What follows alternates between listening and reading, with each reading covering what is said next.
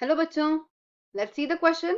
And here the question says that which of the following is a correct about given figure. So यहाँ पे जो हमें जो figure दी गई है उसके बारे में कौन सी करेक्ट चीज है वो पूछा गया है. तो अभी हम यहाँ पे देख सकते हैं कि यहाँ पे क्या रिप्रेजेंट किए हैं, बैंड्स रिप्रेजेंट किए, राइट.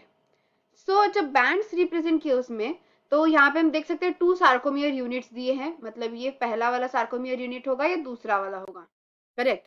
सो ये जो 2 सार्कोमियर यूनिट है मतलब ये एक जेड लाइन हो गया, ये भी रीजन एक जेड लाइन है और ये वाला एक जेड लाइन है. फाइन. तो यहाँ पे कितने जेड लाइंस हो गए, 3 जेड लाइंस दिख रहे हैं. तो वो 3 जेड लाइंस और उनके बीच में ये दिए गए 2 सार्कोमियर रीजन, करेक्ट. तो यहाँ पे ए बैंड कौन सा है, तो ये जो रीजन होगा पूरा उसे हम बोलेंगे ए बैंड, करेक्ट. और यहाँ पे भी same with that A band, ये भी ए बैंड हो गया और ये भी ए बैंड ही हो गया, करेक्ट. ये भी ए बैंड है. तो ये जो ए बैंड्स है उनके बीच में ये छोटा रीजन क्या होगा, आई बैंड होगा. फाइन. सो अब जो ये रीजन है 2 सार्कोमियर्स का, यहाँ पे एक क्वेश्चन में पूछा, एक एक स्टेटमेंट हम करेक्टली देखते हैं. So the length of thick and thin myofilament has change. तो यहाँ पे बोल रहे हैं कि जब कॉन्ट्रैक्शन होने के बाद जो थिन और थिक फिलामेंट्स हैं वो चेंज हो रहे हैं लेंथ. थिन और थिक फिलामेंट्स मतलब एक्टिन एंड मायोसिन, करेक्ट.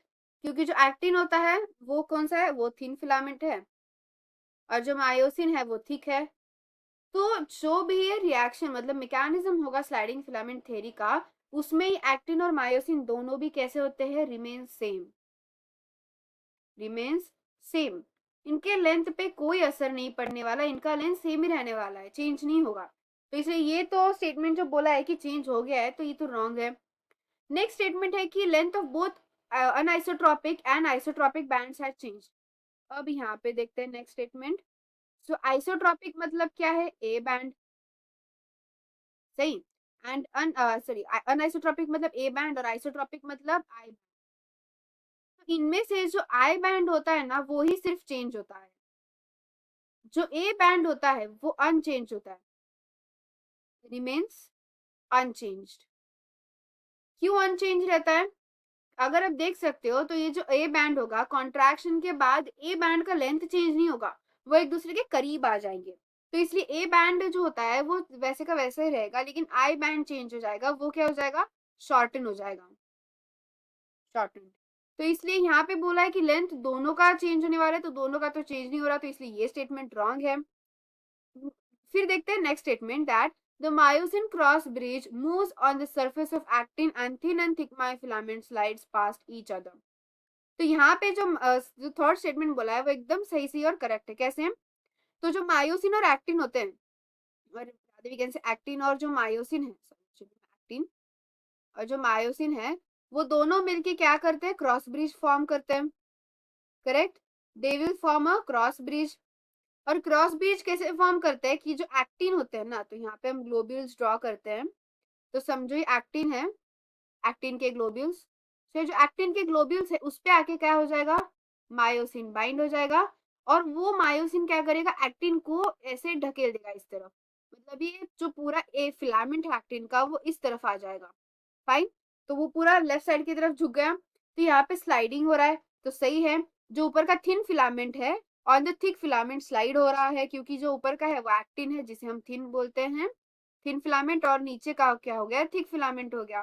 तो इसलिए थिन फिलामेंट स्लाइड कर रहा है ओवर द थिक फिलामेंट, तो इसलिए ये जो थर्ड स्टेटमेंट है एकदम करेक्ट बोला है.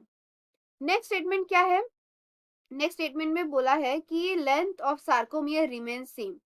तो सार्कोमियर तो लेंथ चेंज हो जाती है, अब वो कैसे हो जाती है चेंज. तो हम सपोज ये एग्जांपल ले लेते हैं, ये एक बैंड है जिसमें डार्क बैंड, ये डार्क बैंड, ये जेड लाइन है यहाँ पे, ये भी एक जेड लाइन है यहाँ पे, ठीक है. तो दो जेड लाइंस के बीच का रीजन क्या होता है, दो जेड लाइंस के बीच का रीजन होता है सार्कोमियर. फाइन. तो यहाँ पे हम कर देते हैं सही सेम, यहाँ पे ये क्या हो जाएगा, सार्कोमियर हो गया, दो जेड लाइंस के बीच का रीजन सार्कोमियर. तो जब कॉन्ट्रैक्शन होगा मसल्स का तो ये चेंज हो जाएगा, कैसे चेंज हो जाएगा, ये डार्क बैंड और ये भी डार्क बैंड. तो ये दो डार्क बैंड जो जेड लाइंस के बीच में थे उनका रीजन क्या हो गया, शॉर्ट हो गया, लेंथ शॉर्ट हो गया, क्योंकि दो जो डार्क बैंड है वो पास आ गए, करीब आ गए, उसकी वजह से जेड लाइन करीब आ गया, तो सार्कोमेयर का लेंथ क्या हो गया, चेंज हो गया। सेम नहीं रहेगा, ये तो चेंज हो जाएगा, क्या हो जाएगा, शॉर्टन हो जाएगा। सो दैट्स वाई ये स्टेटमेंट भी रॉन्ग है। तो सिर्फ और सिर्फ करेक्ट स्टेटमेंट कौन सा दिया है, तो हमें जो करेक्ट स्टेटमेंट सिर्फ मेंशन किया है वो है ऑप्शन नंबर सी, दैट की जो मायोसिन है वो क्या करेगा, मायोसिन क्रॉस ब्रिज मूव करेगा, और उसमें क्रॉस ब्रिज जो तैयार होगा उसमें जो थिन फिलामेंट होता है ना, वो थिन फिलामेंट स्लाइड करेगा ओवर द थिक फिलामेंट। सो जो सी स्टेटमेंट है वो एकदम करेक्ट स्टेटमेंट है about this given figure. So I hope you understand the answer very well. Thank you and all the best.